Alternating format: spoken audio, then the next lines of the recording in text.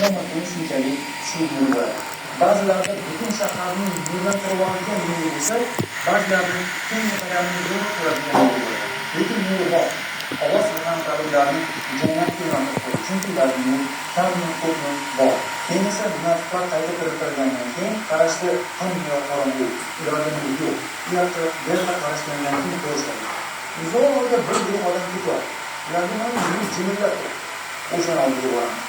Munofiqlar mo'minlarga yetib olib nido qilishadi. To'xtaydi. Bizga nurni berdi. Nuri bor odamlar bu iymoni bo'lgan odamlar. Va ular munofiqlarga aytadiki, ortiga qaytib nur topdi. Biz sizlarga yordam beramiz. Bolalar qiyomat kuni onalar bolalarni tark qiladigan kun. Dahshatli kun. Lekin ortiga qaytish yo'q. Dunyoga qaytib bo'lmaydi xolos. Savob qilish uchun ham, gunohlardan tavba qilish uchun ham, tamom. Keyin munofiqlar mo'minlarga yetib olamiz, dunyo olamiz harakat qilishmoqchi bo'lganida ularning o'rtasiga ulkan devor. Bu narsa Qur'onda tasvirlangan. Hadis Qur'onda o'rtasi. Devorning bir tarafida Allohning rahmati bo'lsa, bir tarafida azob. Ana shunda munofiqlar devorning nari tarafida bo'lgan, iymoni bo'lgan mo'minlarga nido qilishadi. Alam yakun ma'akum. Biz sizlar bilan emasmiz. Nimaga dunyoda birga bo'lib, endi devorni teskari tarafdamiz deb hayron bo'lishadi. Ular hayron bo'lishidan sabab bizdan ham iymonimiz bor, bizdan nuri bor odamlar tarafida bo'lamiz deb o'yladi. Hamma narsani birga qilardik, bittasini o'qiganmiz, bitta mahallada yashaydik, birga ishlar yurardik. Nimaga endi sizlarning nurida bor, bizda yo'q? Nimaga sizlar devorni rahmati bor tarafdasizlar, bizga azobli tarafdamiz deb so'rashadi. Mana shu tomonlar juda muhim sabablarni aytib o'tishadi. Bunga hammamiz mana sizdan yaxshilab quloq solishingiz kerak. Mo'minlar odam qanaqa qilib o'zi bilmagan holda nurini, ya'ni iymonini yo'qotib qo'yishi mumkinligi haqida aytib berishgan. Ular devorning nari tarafida turgan munofiqlarga aytishadiki, bala walakinnakum fatantum anfusakum. Ha, siz bizadan, lekin siz o'zingizlarni o'zingizga nega savol bering. O'zini o'zingiz tanlash nima? Sizning iymoningiz sinaladigan atrofga kirilish yoki sizning iymoningizni susaytiradigan odamlardan vaqt o'zi ishni aylantiramiz. Ko'rish va eshitish. Iymoningiz sinaladi. Ya'ni mo'min deyishyaptiki, siz o'zingizni iymoningizni o'zingiz sinalasiz.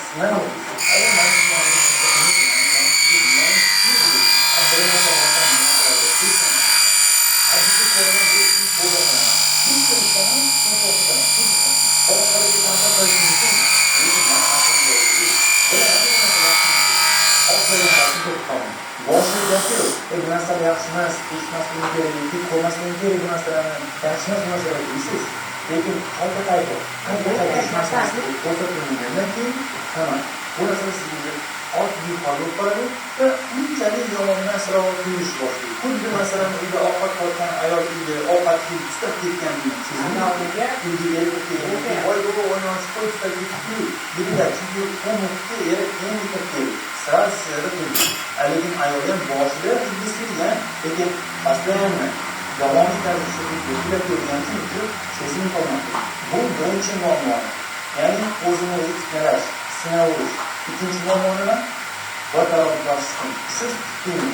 Ya'ni vaqtni cho'zish. Hamma bitirib o'zgaradi. Avval turib bo'ldi. Hamma aks etadi. Ayni o'qish bitirib olgandan keyin bo'ldi. Kimga boshqalarga?